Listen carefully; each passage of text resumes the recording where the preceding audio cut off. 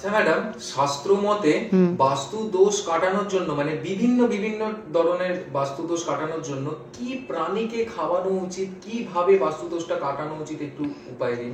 দেখো, শাস্ত্র বলছে যে কিছু এমন নির্দিষ্ট প্রাণী আছে যাদেরকে খাবার খাওয়ালে কিন্তু শুধু ঘরের বাস্তু দোষ না, গ্রহ দোষও কেটে যায়।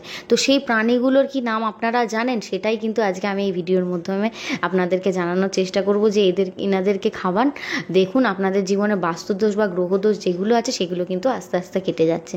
তো এই ধরনের ভিডিও যদি আপনারা পরবর্তীকালেও দেখতে চান, অবশ্যই আমার চ্যানেলটিকে সাবস্ক্রাইব করে আমার সাথে থাকবেন।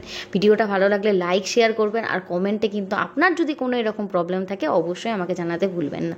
তো প্রথমেই বলি কোন প্রাণীটার কথা। প্রথমে হচ্ছে কাক।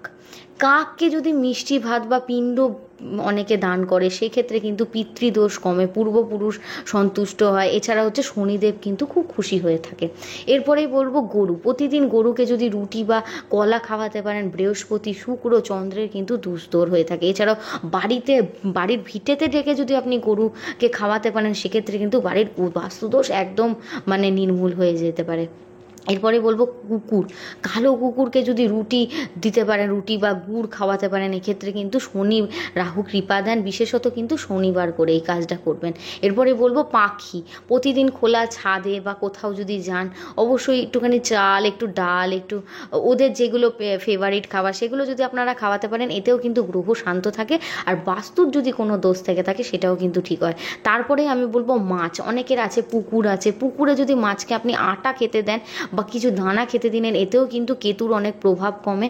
এছাড়াও এরপরে বলবো একটা খুব ভালো প্রাণীর কথা, সেটা হচ্ছে বিড়াল। স্বাস্থ্য মতে এবং লোকাচার মতেও বলা হয় যে বিশেষ করে কিছু বিড়ালকে যদি আপনি ধরুন এই দুধ, রুটি বা ভাত খেতে দিলেন, এক্ষেত্রে কিন্তু অদৃশ্য কোনো যদি নেগেটিভ শক্তি আপনার বাড়িতে থাকে সেটা দূর হবে, রাহু কেতুর বাস্তু দোষ দূর হবে। এছাড়াও গ্রহের যে দোষগুলো থাকে সেগুলোও কিন্তু দূর হয়ে যায়, বিশেষ করে রাহু কেতু।